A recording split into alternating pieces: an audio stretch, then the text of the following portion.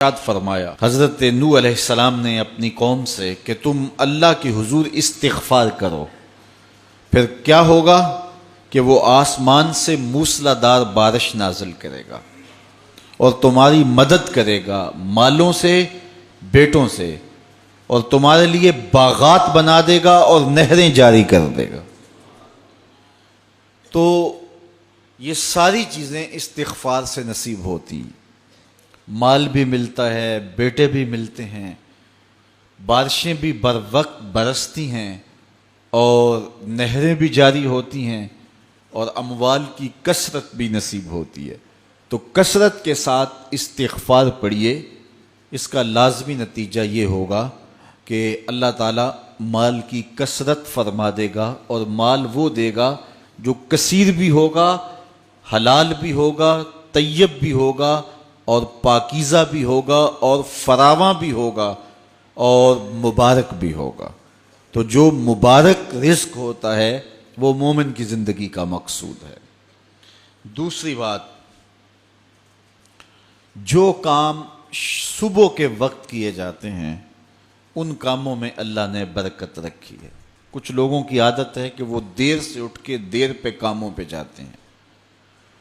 حضور نے اللہ کی بارگاہ میں دعا کی، اے اللہ میری امت کی صبحوں میں برکتیں ڈال دے۔ تو صبح کے کاموں میں برکت ہے، استغفار پڑھتے رہیں اس میں برکت ہے، اور وہ کتنا خوش نصیب ہے جو صبح کو کام پہ جا رہا ہے اور استغفار بھی پڑھتا جا رہا ہے، تو اللہ تعالیٰ اس کے کام میں برکت نازل فرمائے گا۔ تیسری چیز، جب اللہ تعالیٰ جل شانہ عطا کرے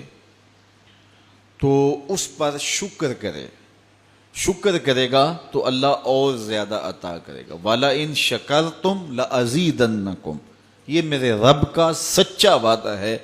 کہ میرے بندو جب تم میرا شکر ادا کرو گے میں اور زیادہ عطا کروں گا۔ کمزور لوگوں کو جب تم نوازتے ہو تو وہ دعائیں دیتے ہیں، تو اس کی دعا کی برکت سے تمہارے رزق میں اضافہ ہو جاتا ہے۔ تو کمزور لوگوں کے ساتھ حسن سلوک کیجئے، اس سے رزق کے اندر برکت نصیب ہوگی۔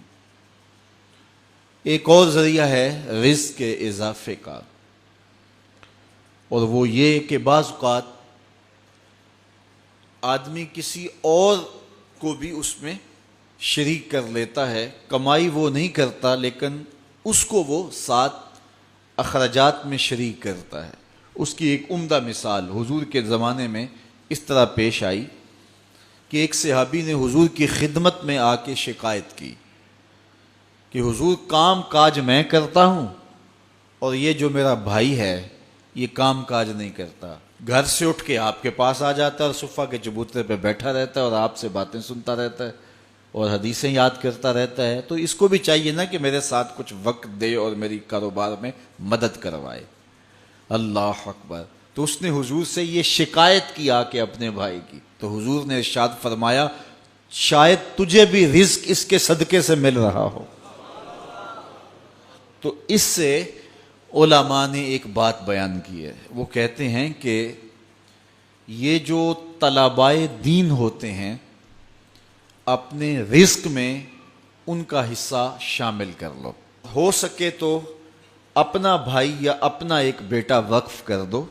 جو دین پڑھے، اور تم اس کی ذمہ داریاں اپنے ذمے لے لو، اور اگر ایسا ممکن نہیں ہے تو پھر کم از کم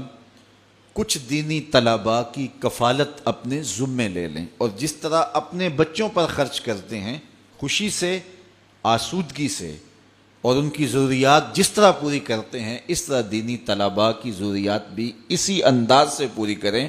تو اس حدیث کے آپ مصداق ہو جائیں گے، تو اللہ تعالیٰ آپ کو بہت نوازے گا، اور یہ رزق میں اضافے کا سبب اور ذریعہ ہوتا ہے۔ میں تو آج کل دوستوں کو یہ بھی کہتا ہوں